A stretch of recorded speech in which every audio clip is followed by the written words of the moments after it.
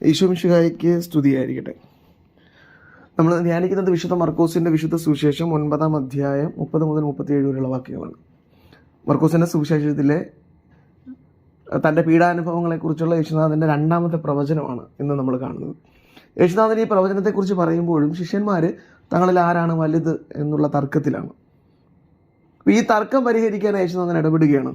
പകരം യേശുനാഥൻ പറഞ്ഞു കൊടുക്കുന്നത് നിങ്ങൾ വലുതാരെന്ന ചിന്തയല്ല, എൻ്റെ നാമത്തിൽ ഒരു ശിശുവിനെ നിങ്ങൾ സ്വീകരിക്കണം, അവനാണ് സ്വർഗ്ഗരാജ്യത്തിലെ വലിയവനായി മാറുക എന്ന് പഠിപ്പിക്കുകയാണ്.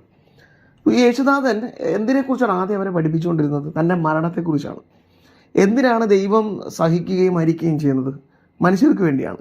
ഈ മനുഷ്യരിൽ നിന്ന് ദൈവം എന്തെങ്കിലും പ്രതീക്ഷിക്കുന്നുണ്ടോ, അല്ലെങ്കിൽ ഈ മനുഷ്യരിൽ നിന്ന് എന്തെങ്കിലും കിട്ടുമെന്ന് പ്രതീക്ഷിച്ചാണോ ദൈവം ഇങ്ങനെയൊക്കെ ചെയ്യാൻ മനസ്സ് കാണിക്കുന്നത്? ഒരിക്കലുമല്ല. ദൈവം മനുഷ്യനെ നിസ്വാർത്ഥമായി സ്നേഹിക്കുന്നത്. മനുഷ്യൻ സ്നേഹിച്ചില്ലെങ്കിലും ദൈവം മനുഷ്യനെ സ്നേഹിക്കുന്നുണ്ട്. ഒന്നും പ്രതീക്ഷിക്കുന്നില്ല അവിടുന്ന്. അപ്പോൾ ഇതേ സ്നേഹം തൻ്റെ ശിഷ്യന്മാർക്ക് ഉണ്ടാവണം എല്ലാവരോടും. ഒന്നും പ്രതീക്ഷിച്ചുകൊണ്ടായിരിക്കരുത് സ്നേഹിക്കേണ്ടത്. പക്ഷേ ഇവരാകട്ടെ തങ്ങളിൽ ആരാണ് വലുത് എന്നുള്ള ഒരു തർക്കത്തിലാണ്. ഈ വലുതാകാനുള്ള തർക്കം വരുന്നത് എല്ലാവരും അവരെ ശുശ്രൂഷിക്കണം എന്നുള്ള ഒരു ചിന്തയിൽ നിന്നാണ്. എല്ലാവർക്കും മുൻപേ ഉള്ള വലിയവനായി ഞാൻ മാറണം, മറ്റുള്ളവരൊക്കെ എന്നെ ശുശ്രൂഷിക്കണം എന്നുള്ള ചിന്തയാണത്. അപ്പോൾ അവിടെയാണ് യേശുനാഥൻ പറയുന്നത്, നിങ്ങൾ എൻ്റെ നാമത്തിൽ ഒരു കുഞ്ഞിനെ സ്വീകരിക്കണം, ശിശുവിനെ സ്വീകരിക്കണം. ഈ ശിശുക്കൾ എന്ന് പറയുന്നത് ഇസ്രായേൽക്കാരെ സംബന്ധിച്ചോ റോമാക്കാരെ സംബന്ധിച്ചോ നിഷ്കളങ്കതയുടെ സ്നേഹത്തിൻ്റെ ഒന്നും പ്രതീകമായിരുന്നില്ല അക്കാലത്ത്. അവർ നിസ്സാരതയുടെ പ്രതീകമായിരുന്നു. കാരണം ശിശുക്കൾക്ക് തങ്ങളെ സ്നേഹിക്കുന്നവർക്ക് വേണ്ടി ഒന്നും ചെയ്യാൻ സാധിക്കില്ല.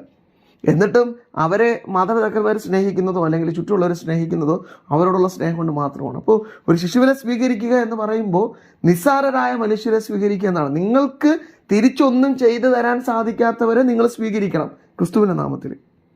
അശരണര്, അവഗണിക്കപ്പെടുന്നവർ, പാപികൾ, വേദന അനുഭവിക്കുന്നവർ, രോഗികൾ, അടിച്ചമർത്തപ്പെട്ടവർ, ഇവർക്കൊന്നും ചിലപ്പോൾ യേശുവിൻ്റെ ശിഷ്യന്മാർക്ക് തിരിച്ചൊന്നും തരാൻ പറ്റില്ലായിരിക്കും. പക്ഷേ എങ്കിലും അവരെ ക്രിസ്തുവിൻ്റെ നാമത്തിൽ നിങ്ങൾ സ്വീകരിക്കുകയും സഹായിക്കുകയും ചെയ്യണമെന്ന് പറയണം. അവിടെയാണ് ക്രിസ്തുവിൻ്റെ മരണോദ്ധാനങ്ങൾ ശിഷ്യന്മാരിൽ പൂർത്തീകരിക്കുന്നത്. യേശുനാഥൻ ഉദ്ധാനം ചെയ്തത്, മരിച്ചത്, പീഡകൾ അനുഭവിച്ചത് മനുഷ്യരോടുള്ള സ്നേഹത്തെ പ്രതിയാണ്, തിരിച്ചൊന്നും കിട്ടാനില്ല. ശിഷ്യന്മാരും അതുപോലെ ഇങ്ങനെ അവഗണിക്കപ്പെട്ടവരെയൊക്കെ സ്വീകരിക്കേണ്ടത് എന്തെങ്കിലും കിട്ടുമെന്നുള്ള പ്രതീക്ഷയിലല്ല, ക്രിസ്തുവിനോടുള്ള സ്നേഹത്തെ പ്രതിയായിരിക്കണം. അപ്പോൾ അവർ ക്രിസ്തുവുമായി താതാമ്യപ്പെടും.